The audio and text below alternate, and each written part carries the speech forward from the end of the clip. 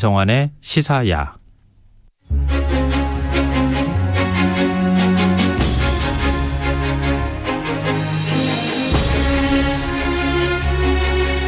얼마 전 13대 대통령을 지낸 노태우 씨가 세상을 떠났죠. 우리 언론은 대통령 예우가 박탈된 노태우 씨에게 어떤 호칭을 사용해야 하는지, 그의 죽음을 별세라고 표현해야 할지, 사망이라고 해야 할지, 서거라고 해야 할지 참 혼란스러운 모습을 보였는데요.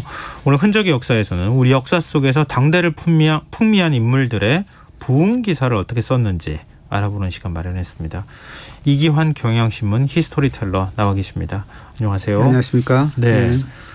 참 언론들이 고민이 많았을 거라고는 생각이 돼요. 근데 또 언론이 정리 안 하면 누가 정리하겠나 이런 생각이 들기도 하고 그러더라고요. 근데 굉장히 여러 가지 형태의 부흥 기사를 냈어요. 그렇습니다. 저도 이제 은퇴 기자의 시각에서 이제 객관적으로 이제 각 언론이 노 전 대통령의 죽음을 어떻게 표현할지 좀 눈여겨봤는데, 뭐 진보지, 뭐 경향신문과 한겨레는 뭐 사망으로 했고, 보수지라는 뭐 조중동을 비롯해서 대부분의 신문들이 별세라고 했는데, 조선일보는 작은 제목에서는 뭐 서거라고 이렇게 했더라고요.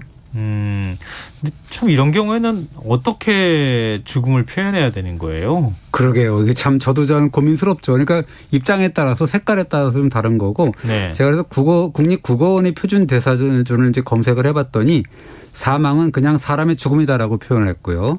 별세는 윗사람이 세상을 떠났다, 뭐 그렇게 풀이를 했더라고요. 그래서 이제 찾아본 김에 더 좀 찾아봤더니 사거라고 있어요. 사거. 사거는 죽어서 사거. 죽어서 갔다 이런 거죠. 그러니까 죽어서 세상을 떠난다는 의미고, 타계라고 많이 쓰잖아요. 타계는 죽는 건데 특히나 귀인의 죽음이라고 뭐 이렇게 하더라고요. 귀하신 분이 돌아가셨다. 그리고 이제 서거는 사거의 높임말이다라고 했고요. 그리고 왕조 시대에는 우리가 천자나 황제는 붕이라고 했고, 그다음에 임금 제후는 흥이라고 했고, 대부는 졸이라고 했고, 선비는 불록이라고 했고, 백성은 이제 죽을 사자를 써서 사자라고 했습니다.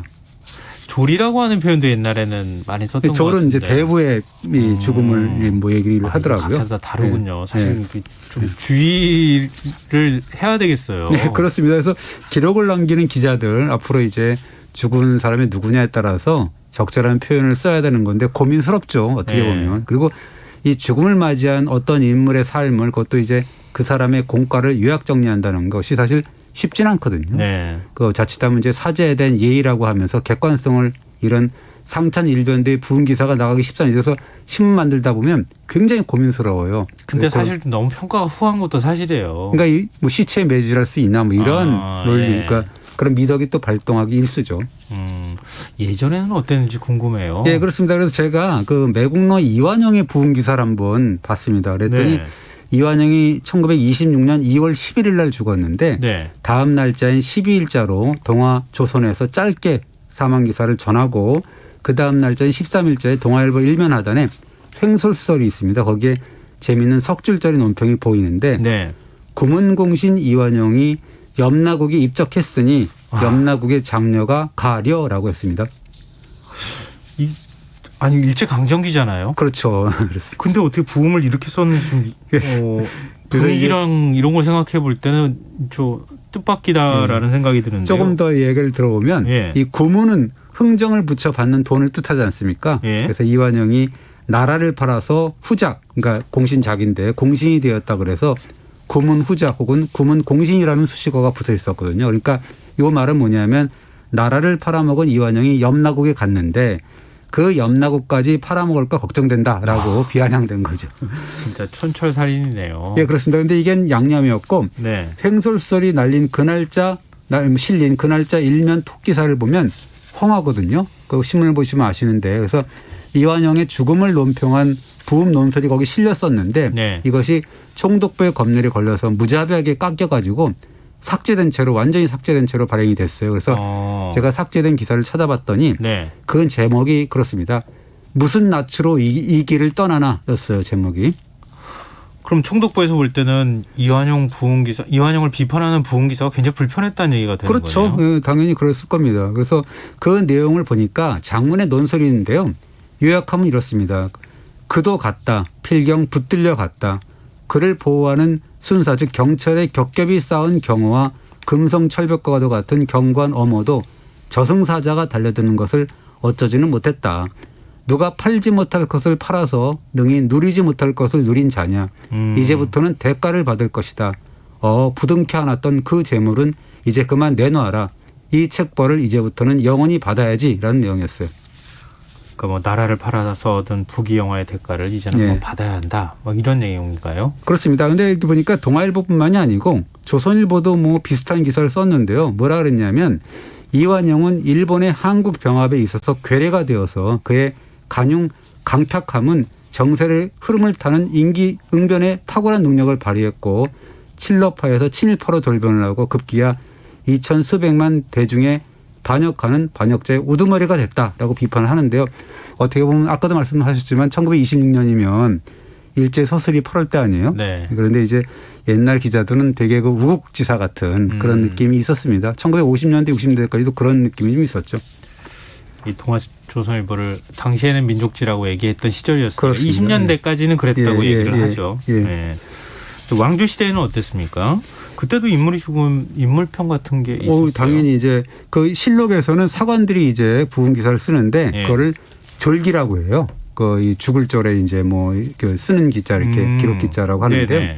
그래서 이제 요동정벌이 저질된 뒤에 차명을 당한 고려말의 명장인 최영 장군의 최후를 묘사한 졸기를 한번 제가 보려고 그러면요. 1388년에 최영이 참수된 날에 개성 사람들이 상가를 철시했다. 남녀노소가 모두 눈물을 흘렸다. 행인들이 길가에 놓인 최영의 시신을 보고 말에서 내렸다. 조정에서 양식과 피력과 종이를 부여했다라고 했고요. 졸기는 또 이렇게 씁니다. 최영이 황금보기를 돌같이 하라는 아버지의 유언에 따라서 식량이 모자랄 정도로 검약, 강직한 생활을 했다라고 기록했습니다. 차명을 당한 죄인을 이렇게 후하게 평가를 해도 괜찮아요. 그렇습니다. 그런데 물론 단점도 빼놓지 않았습니다. 뭐라고 썼냐면 최영은 성질이 우직했고 배우지 않아서 모두 자기 뜻대로 처리했다. 사람을 멋대로 죽이고 위험을 세우기 좋아했다라고 하면서 졸기를 쓴 사관이 기가 막힌 한 줄 평을 하는데 네. 이렇게 씁니다. 최영의 공은 한 나라를 덮었고 죄는 천하에 가득했다라고 하면서 공계일국 죄만 천하라고 이제 8자로 이제 번역을 했는데요. 세상에서 이것을 명언이라고 했다라고까지 기록을 합니다. 저도 이거 메모로 남겨놔야겠는데 정말 가슴에 와닿는 글인데 일단 최영의 공적하고 과실을 정확하게 기록을 했던 거네요. 그렇습니다. 이 최영의 절기가 고려사에 나와 있거든요. 그러니까 이 고려사라는 건 우리가 알다시피 조선 초에 세종과 문종연간에 편찬이 됐어요. 그러니까 이제 어떻게 보면 또 최영이 조선의 창업주인 태조 이성계의 최대 정적이었지 않습니까?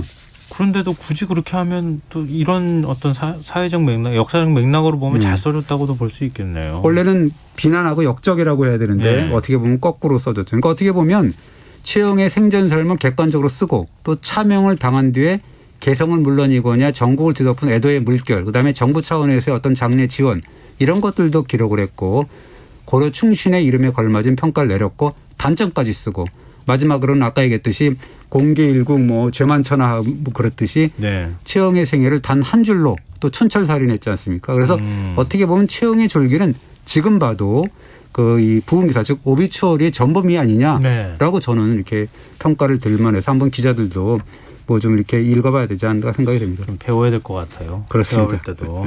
예. 근데 또 다른 사례가 있습니까? 예, 있습니다. 그래서 그 재상의 전범이라는 황희정승의 졸기는 어떨까라는 대목에서 이제 찾아봤는데 문종실록에 나오는데요. 뭐라 그러냐면 황희는 너그럽고 후독해서 재상에 식경과 도령이 있었다. 집을 다스림에도 검소했고 사람들이 그래서 어진 재상이라고 했다라고 하면서 황희의 홍한 백발을 바라보면 마치 신성 같았다라고 했습니다.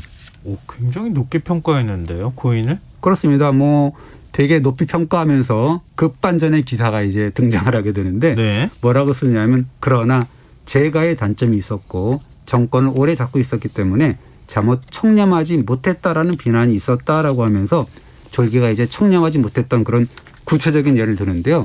어떤 예를 드냐면 황희는 처남들의 범법행위가 드러나자 헛소문이라는 글을 올려서 변명을 했고요. 그다음에 죄 지은 자의 아들의 과전이라는 건 관리들한테 내리는 토지잖아요. 그 과전이 몰수가 되니까 몰수된 토지를 자신의 과전으로 바꿔달라라는 청탁글을 올리기도 했다. 그리고 서자로 삼은 황중생이라는 사람이 있었는데 그 사람이 죽을 죄를 지으니까 내 아들이 아니다라고 하면서 황중생의 성을 조시라고 했다라고 이제 기록을 하죠. 황희정승이라고 하면 청백리의 대명사로 불리지 않았어요? 예, 그렇습니다. 이제 그러나 이제 어떻게 보면 황이라고 하면 태종과 세종이 대를 이어서 이제 무한 신뢰를 보냈던 재상이고 한때 황희가 탄핵을 받고 사직을 청하니까 세종이 이런 말을 해요. 어떻게 하냐면 경은 세상을 다스리고 이끌 만한 재주와 실제 쓸 수 있는 학문을 두루 갖추고 있는데 아버님 즉 태종과 과인 즉 세종이 의지하고 신뢰를 한 거 아니냐. 모든 정책은 다 경의 보필에 의존했는데 어찌 뜬 서문 때문에 그만두려 하느냐라고 뭐 사표를 반려하고 막 그러거든요. 근데 이렇게 표현이 될지 모르겠지만 일개 사관이 당시에 이렇게 영의정을 그렇게 오랫동안 지냈던 인물을 이렇게 부은 기사를 써도 괜찮은 거예요? 우리 같으면 지금 기준으로 보면 아마 황희정승의 이런 흠결 기사를 못 썼을 것 같아요. 뭐 18년이나 이렇게 재상에 지낸 그렇죠. 분이고 그런데 그리고 요즘 하라고 해도 잘 못할 그러니까 이게 것 같은데 백성과 임금의 또 존경을 한 번에 받았지 않습니까? 뭐 그랬지만 어쨌든 간에 인물이 죽은 뒤에는 정말 그 거쳐야 할 평가는 추상 같아야 된다라는 사실을 뭐 이 졸기가 보여주는 거죠. 기자들이 들었으면 좋겠는데요. 그러니까 이 기사를 맞아요. 이순신 장군의 졸기도 있다고요? 공식적으로 졸기라는 이름의 부은 기사는 없더라고요. 그렇지만 1598년 11월 27일자 실록을 보면 좌의정인 이덕형이 노량해전의 전과를 보고합니다. 그러는데 이제 실록을 쓴 사관이 이제 설원이라 그래갖고 평가를 내리는 게 있어요. 네. 그러면서 이순신의 최후를 생생한 필치로 전하는데 이렇게 씁니다. 기습작전 중에 몸소 외적에게 활을 쏘다가 탄환에 맞아 쓰러지니 이걸 쭉 쓰면서 옷으로 시신을 가려놓은 뒤에 북을 치면서 진격했다. 그러자 모든 군사들이 이순신은 죽지 않았다라고 여겨서 용기를 내어 공격했다. 외적이 마침내 대패하니까 사람들은 죽은 순신이 산 외적을 물리쳤다라고 하면서 사순신 파생외라고 했다라고 이제 한 줄 논평을 쓰죠. 아, 이거 우리가 알고 있는 내용하고 똑같네요. 그렇습니다. 아까 그 최용 그 황금보기를 돌보기 해치가라라는 거라든지 이런 것들은 졸기에서 이제 어떻게 보면 지금까지 전해지는 내용이다라고 볼 수가 있습니다. 영화 뭐 이순신 장군 소재로 한 영화도 있고 그런 장면하고 거의 뭐 똑같이 복사했듯이 실록에 나오는 표현 그대로 했다라고 볼 수가 있는 건데 명언 퍼레이드다라고 볼 수가 있는 거죠. 그러면서 이 사관이 이 이순신 장군의 재능을 100% 쓰지 못한 조정에 무능을 꼬집어요. 뭐라 하냐면 전쟁 중에 조정이 사람을 잘못 써서 이순신이 그 재능을 다 펴지 못한 것이 참으로 애석하다라고 해서 애석하다는 말을 2번 씁니다. 그러니까 일본의 계략 그다음에 이순신을 시기하던 국왕과 신료 이런 사람들의 모함으로 파직된 것을 비난한 거죠. 참 대단하네요. 어떻게 이런 기록을 그대로 남겨놨을까 그런 생각이 드는데요. 태계 이황이나 율곡 이이 같은 분들은 어떤 평가를 받았는지 궁금하거든요. 그 뭐 넘볼 수 없는 성인처럼 쓰지는 않았어요. 성인이지만. 그래서 어떻게 보면 태계 이황의 졸기를 보면 이렇게 씁니다. 이황은 겸행의 뜻으로 감히 작자를 자처하지 않아서 특별한 저서가 없다라고 얘기를 해요. 그러면서 성인의 교훈을 밝히고 이단을 구분하고 논리가 정연해서 학자들이 믿고 따랐다라고 상찬을 하면서 이황을 도학 정치를 표방하던 조광주와 또 뜬금없이 비교를 합니다. 왜냐하면 이황은 재주와 도량에서는 조광주에 미치지 못하다. 그러나 의리를 파고들어서 정미한 경제에 이른 것에는 조광주가 이황에 미치지 못한다라고 평가를 했습니다. 좀 객관적이고 깔끔한 비교인데요. 예, 그렇습니다. 그런 뭐 측면이 있는 거고요. 그다음에 율곡 이이의 졸기는 어떨까라는 뭐 생각이 드는데 되게 의미심장해요. 뭐라 그러냐면 난리의 조짐이 있음을 분명히 알고 항상 임금의 마음을 바르게 하고 풍속을 바로잡고 조정을 화합하게 하는 것을 근본으로 삼았다라고 했는데요. 그러나 임진난이 일어나니까 이이가 평소 염려했던 것들이 모두 사실로 밝혀졌다라고 않다고 하는데 이 염려라는 것이 결국 이이가 주장했던 10만 양병설을 제대로 하지 못했다라는 그런 안타까움이 이제 들어가 있는 거죠. 있었더라면 그렇게 허무하게 임진왜란때 그렇다라고 볼 수가 있는 겁니다. 당하지는 않았겠죠. 또 우리가 살펴볼 만한 졸기가 있을까요? 송강 정철 아시죠? 네, 유명한 분이잖아요. 그럼요. 이분의 졸기가 되게 의미심장해요. 뭐냐면 그 선조실록에 나오는 정철의 부흥 기사는 뭐라고 썼냐면 정철은 성품이 편협되고 말이 망령되고 농단과 해악을 좋아했으므로 원망을 자초했다. 죽을 때까지 비방이 끝이지 않았다라고 썼습니다. 근데 그동안에 지금 앞서서 이렇게 소개해 주신 졸기하고는 좀 다른데요? 그렇습니다. 근데 이제 나중에 쓴 선조 수정실록이 있잖아요. 예. 거기 보면 좀 달라요. 뭐라고 쓰냐면 이렇게 했습니다. 한때 정철을 소인으로 여긴 여론이 있었다. 그러나 그를 권간과 적신으로 지목하는 것은 문제가 있다. 정철이 겨우 1년 정도를 뭐 정승자리에 있었고 그리고 그 시간에 임금이 정권을 행사했고 그리고 이산해와 류성룡이 같이 정승으로 일했는데 정철이 무슨 혼자 권세를 부렸겠는가라고 변명을 해주죠. 정반대인데요? 뭐 이게 좀 변명을 해주는 거고 예. 또 이렇게는 씁니다. 뭐라고 쓰냐면 정철은 주색에 젖어서 술에 취하면 사람을 면전에서 꾸짖고 다른 당의 원수를 다 체포했으니까 공격 대상이 됐다. 정철이 그저 강호 살림에만 있었다면 좋았을 텐데 고관 대작은 그에 맞는 벼슬이 아니었다라고 안타까워했습니다. 몸에 받지 않는 벼슬이라는 게 무슨 의미죠? 뭐 아시다시피 정철이 강원, 전라, 함경 관찰사를 지내면서 관동별곡, 성상별곡, 삼위인곡, 송미인곡 이런 거를 네. 지은 가사문학의 대가잖아요. 네. 교과서에서 배웠지 않습니까? 예.